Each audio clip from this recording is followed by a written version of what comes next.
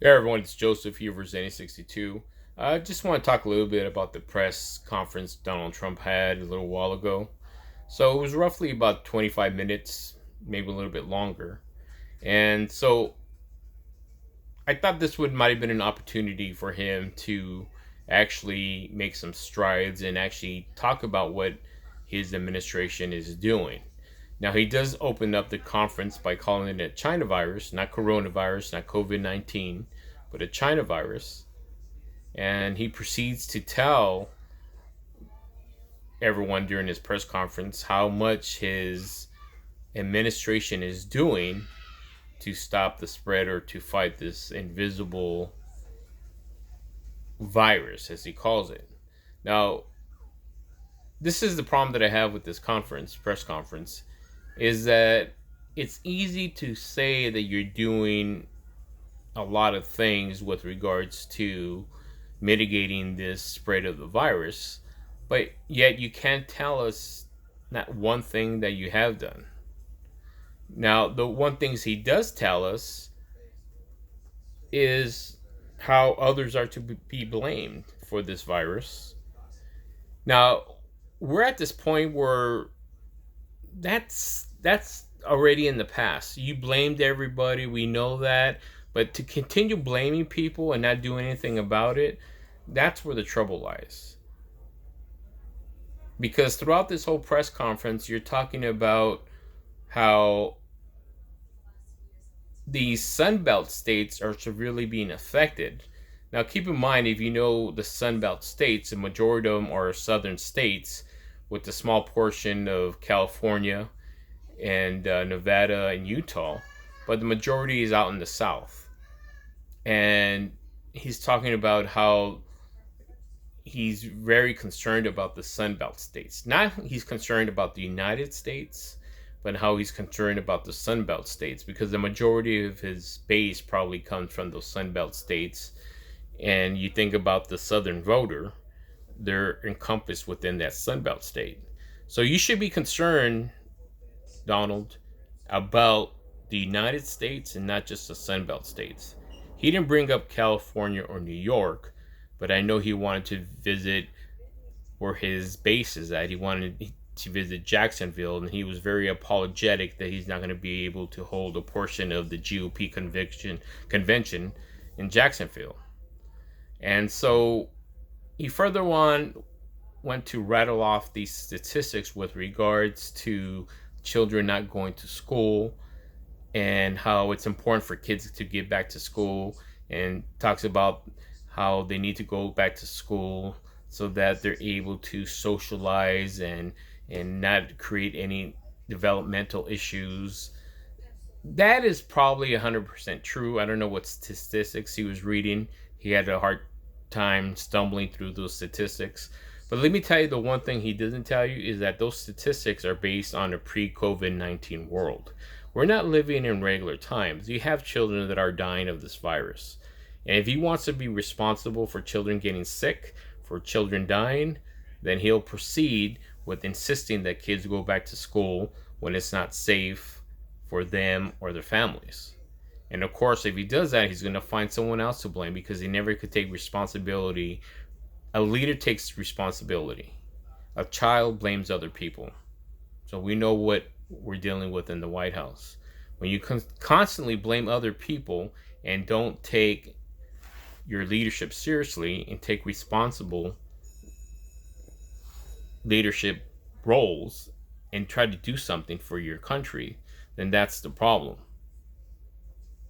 Again, I'll reiterate, is that he talked about all the things that administration is doing, but he didn't tell you what they're doing. He can't tell you what they're doing because they're not doing anything. These are just empty words. And in the middle of the press conference, he starts talking about the former Yankee pitcher Mariano Rivera, because he showed up in the press conference, and how Mariano Rivera wants kids to go back to school. Okay, well, Mariano Rivera is not a health official. Mariano Rivera is not a doctor. And we don't know if Mariano Rivera said that. He just said that because it's something for him to say, because Mariano Rivera was in the audience. And of course, Mariano Rivera is a great guy, great guy. I don't know how well Mariano Rivera knows the president, or the president knows Mariano Rivera.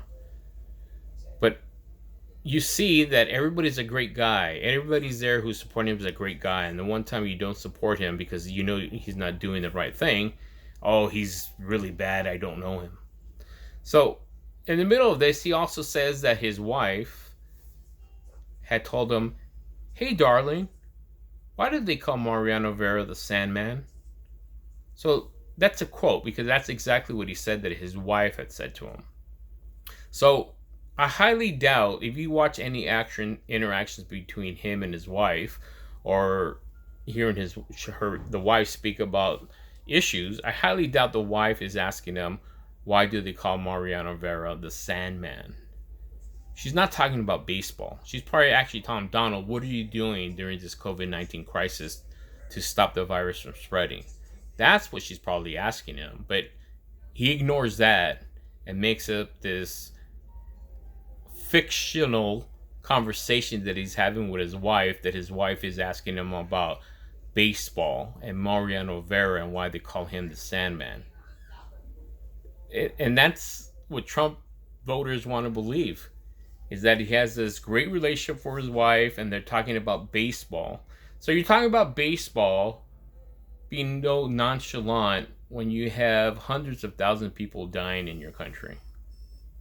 And you refuse to give actual statistics, actual facts, and you refuse to tell us what your administration is doing. You talk about all the things that you're doing, but you can't tell us one thing. And then when you point it out to him, he starts arguing with you and telling you that you're a hack reporter, that you do a horrible job, and changes the subject. So I would urge you to all look at the press conference. And even though he said we should all wear masks, of course he's not wearing a mask, nor do you see him wearing a mask. If you look at the C-SPAN version of the press conference where he's waiting out in the wings, not even in front of the cameras, not wearing a mask. So you can't believe anything this president says. Everyone's giving him an opportunity, giving him a chance.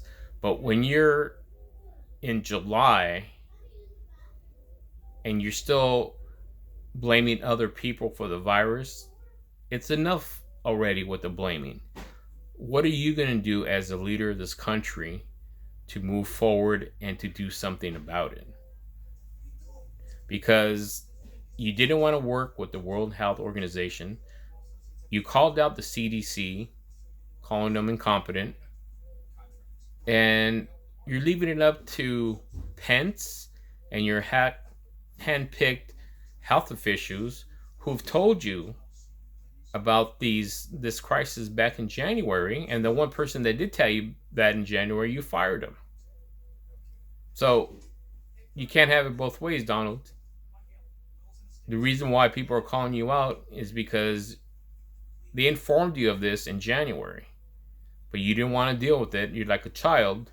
If you don't hear about it, you don't want to hear about it. It doesn't exist. So keep it here on Zenny62. We'll have more information for you.